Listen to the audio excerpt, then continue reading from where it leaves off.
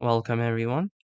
Up to now, we have been concerned with limits that describe the behavior of a function, like an fx, as our x approached to a, that this a was in the set of R. But from now on, we will be concerned with the behavior of our fx as x increases or decreases without a bound. So in other words, we can say that we will check the limit at infinity and negative infinity. Let's read the definition we have. If the values of x increase without a bound, then we write x approaches to infinity. And if the values of x decrease without bound, we write x approaches to negative infinity. Figure out limits of 1 over x as x approaches to infinity and negative infinity by the graph. So the graph is not given to us. This is a really common type of question. What we will do is we will try to visualize the graph by ourselves, and we will check the limits by the graph we have. So 1 over x, the drawing is of course not going to be perfect. Actually, it might be really bad, but still we should be able to understand what it looks like. So now, let's go to white. By the graph we have, let's check the behaving of this function at infinity and at negative infinity. When I go to infinity, I'm clearly seeing that this function is going to 0. Therefore, I'm going to say at infinity, my limit is 0. In the same way, when I go to negative infinity, I'm seeing the same way it's also 0. Therefore, the limit at negative infinity and infinity both are 0. While we have the graph, let's make another example so maybe it can help us. The example will be really simple. E to the x. It's a function that we all know and we really use. The graph of it is like this if we try to visualize. And here it's 1. So at infinity, I'm clearly seeing this function is infinity. And at negative infinity, I'm clearly seeing this function as 0 again. So this way we showed two different functions graph at infinity. Let's ask ourselves a question. Can we use limit properties that we learned? The basic answer is yes, but at the same time, there are times we cannot use the limit properties we learned.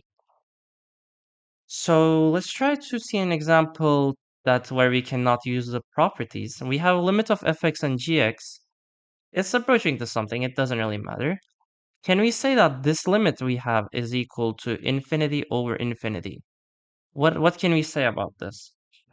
We never talked about this before, but for this form, we will call this indeterminate form, and we cannot work with these forms because these can get different values. Therefore, we will have to change the form of it, or we have another rule that we will see in the future to figure out the limit of this. We will talk these about in the future more detail. Let's see an example where we can use our limit properties that we learned. Limit of 1 over x to the n as x approaches to infinity. I'm gonna write this as when my limit is approaching to infinity, 1 over x to the power of n, which I can do this by the limit properties. I know this part is 0. I learned it by the graph. If I cannot figure it out, there's no worries. We will see how to evaluate these limits in this video. And 0 to the n is of course going to be 0 again, and my limit is 0. Therefore, I use my limit properties. So let's see limits of x to the n as x approaches to infinity and negative infinity. Limit of x to the n as x approaches to infinity is going to give me infinity if I don't have a negative number before it, because if I have, of course, I will have to multiply with it, and therefore this will be negative infinity. But what if my x is approaching to negative infinity? Now I have to check the power of the x I have. What do I mean by that is it an odd number or even number? Because when x is approaching to negative infinity, if my power is an odd number, then I will say my limit is negative infinity. And if my power is an even number, I will say it's infinity. We have four examples. Let's start with this one. Limit of 2 times x to the power of 5 as x approaches to infinity. So I'm working with infinity. My power is 5. There's no negative sign, anything. I can basically say this is infinity. Limit of the same function again, but this time is going to negative infinity. Now I have to check if my power is odd or even. Since this is an odd number, I will say, well, let's just write it anyway. I can use a little bit of limit properties like this. And I know this part is negative infinity. When I multiply it with 2, it's still negative infinity. Therefore, this limit is negative infinity. Limit of negative 7 x to the 6th power as x approaches to infinity. Now let's take the negative 7 out. Let's use our limit properties here again. As our x is approaching to infinity and x to the power of 6. I know this part is infinity by the definition, and with some thinking I can figure this out, but I'm multiplying it with negative 7. So therefore I'm going to say this is negative infinity. Limit of the same function again, but this time it is at negative infinity. So now I take the negative 7 out of my limit.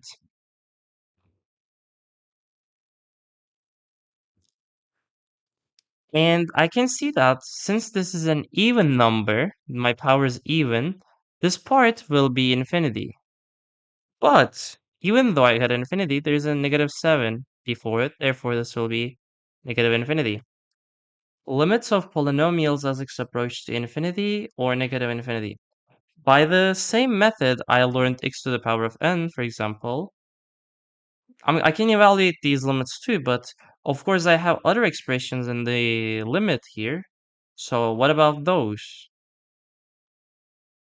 What will we do to evaluate this limit is we will ignore or let's say that we will only evaluate the limit of the greatest power of x, and it is clearly 5 in this function, in this limit.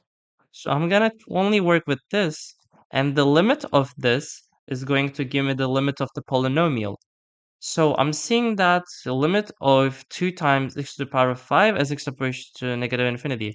I have to ask myself, is this an odd or even number? Since we have an odd number here, let's take the 2 out of the limit by our properties. I know this part is going to be negative infinity, and since I'm multiplying with 2, it doesn't matter, and it's going to be negative infinity. Same way, I'm gonna take the greatest power of x again, which is 2. So let's take the 6 out of the limit as x approaches to infinity, x squared, and this is obviously going to be infinity. And last question, what is the greatest power of x? Of course, it's 8. Therefore, take the negative 4 out immediately. X to the power of 8. And I am clearly seeing from here, I'm going to get infinity because this is an even number. But when I multiply it with a negative value, I'm going to get negative infinity. Limits of rational functions as x approaches to infinity or negative infinity. We have a method to evaluate these limits. We will do it by dividing numerator and denominator by the highest power of x. But before that, we need to know for a is not equal to 0, a over 0 is infinity, a over infinity is 0, and infinity over a is infinity.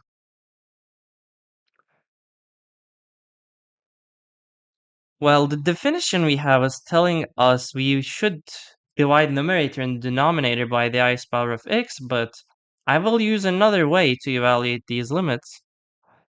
What will we do is, there's nothing wrong with solving by dividing numerator and denominator by the highest power of x. At the end of the day, the idea behind this is pretty similar. It's the same. What will we do is, we will take denominator and the numerator to the highest power of x. So in this case, it's 1. I'm taking my numerator to the x parentheses, and 3 plus 5 over x. And for my denominator, x, these will cancel out. And now I'm left with 3 plus 5 over x, and this is over 6 minus 8 over x. So when I try to plug in now, I will see that I'm getting 5 over infinity and 8 over infinity here. By the rule I learned, a is a real number. Of course, a is in the set of R, like a is a number here. A over infinity is 0. Therefore, these will be 0, and I will be only left with limit of 3 over 6, which is 1 over 2. Limit of 2 times x squared minus x plus 3 over x squared plus 2x. Let's take numerator and denominator to the greatest power of x again. For my numerator, I have x squared 2 minus 1 over x plus 3 over x squared. And for my denominator, it's again x squared 1 plus 2 over x. These will cancel out. And I know these will be 0 since a over infinity is 0. I will be only left with 2 over 1, which will give me 2. Is this our last question? We have 2 more, then we will have a conclusion. Okay. Let's take denominator and numerator to the highest power of x again. It's really simple method. 3 minus 5 over x, and this will be over x squared. 1 minus 1 over x plus 2 over x squared. 0, 0, 0, and 1x will cancel out. So now, limit of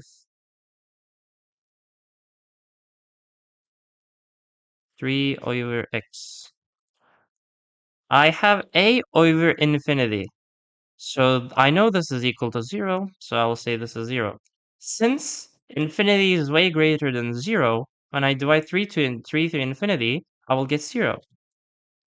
We didn't do anything wrong here, right? It looks like okay. Our last example, x cubed minus 4x over x squared plus 5. Let's take to the parentheses immediately. X cubed is my greatest power here. 1 minus 4 over x squared. And x squared for my denominator. 1 plus 5 over x squared. These will cancel out. Only 1x is left here. These are 0. So therefore, limit of x as x approaches to infinity, which is, of course, infinity. Sometimes I forgot to write it the right way. Now, by what we learned, let's have a conclusion for P and Q. So let's start with if from here for all of these. If our P is greater than Q, we will say our limit is infinity. If P is lesser than Q, our limit, okay, this is P, this is Q, yes, okay, is 0. And last option, if P is equal to Q, our limit is A over B. So we can make these 3 conclusions by what we solved, and according to these, we can evaluate limits just by looking them basically. There is nothing wrong with doing it from the long way. If your professor or your teacher wants it the long way, you should probably do it that way. But if there's nothing against it, you can just say the limit by looking at it. Or it makes things faster in some situations. When I'm looking at it, I'm seeing that the power of x's are equal. So I'm seeing a is 6, a is 3, and my b is 6, so I will say this is equal to 1 over 2.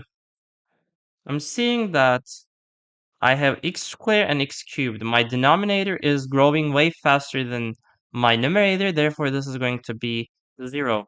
The idea is really simple. If my denominator is growing way faster than my numerator, I will say the limit is 0. If my numerator is growing way faster, then I will say it is infinity. And lastly, if p and q are equal, I will just say SA over b. Or you can solve it the long way, as we said. And last question, we are clearly seeing that our numerator is growing way faster than our denominator. Therefore, this will be infinity. Last topic we'll talk today, limits involving radicals. We did these before. We worked with these in rationalization methods and stuff. You can watch that video if you're not really familiar with it. But we will have to do another thing for this type of limits. So before that, we need to know that if we have a root and there's an x square under the root, we will have to know that this is equal to absolute value of x. Because if I have 9, for example, and I want to figure out, like, let's say x is equal to 9. Well, it's not a good example here. Okay, let's try that like x squared is equal to 9 in this situation under the root. This is my x squared. And I'm trying to figure out what x is. It can be negative 3 or 3, right? Therefore, I have to say that this is equal to absolute value of x, since it can be negative 2 in this, as we can see. So what will we do is the same way. I want to take inside of my root to the parentheses of the ith degree of my x. So I have 2. Let's take inside to the x squared parentheses 1 plus 2 over x squared, and this is over 3x minus 6. I wish I gave more space to this. Well, let's work it like split page. Okay. Now, if I take this forward a little bit, I can take x squared out of the limit as absolute value of x, and inside the root, I have 1 plus 2 over x squared, and this is over 3x minus 6. I know one thing, this will be 0. Therefore, inside the root is 1, which is equal to 1. And now I can see this limit is equal to absolute value of x over 3x minus 6. Since we're going to infinity, I can remove my absolute value function because it's going to infinity. I can tell it is positive. And I'm left with a limit like this. Since the powers of x are the same, I will say that this limit is equal to 1/3. And the same function, but this time it is going to negative infinity. Let's see if anything changed. What I will do is, of course, the same way. I will take to the inside of the root to the x squared parentheses 1 plus 2 over x squared, and this is over 3x minus 6. Let's take the x squared out of the root, absolute value of x. Inside my root, I'm left with 2 over x squared, and this is over 3x minus 6. I know this is 0, therefore the root is 1. Now I can see that I came to the same conclusion so far.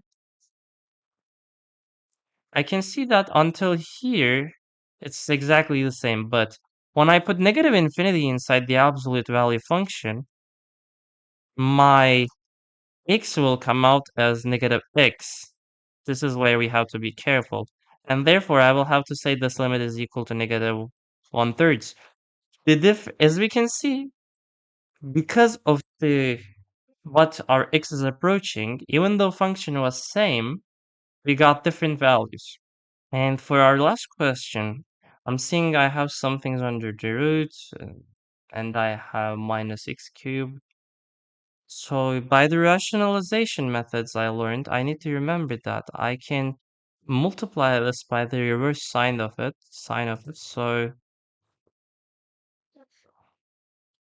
I'm trying this method because that's what it looks like. I feel like I can do it. My intuitions are telling me that I can use this method. Let's see if I can really can.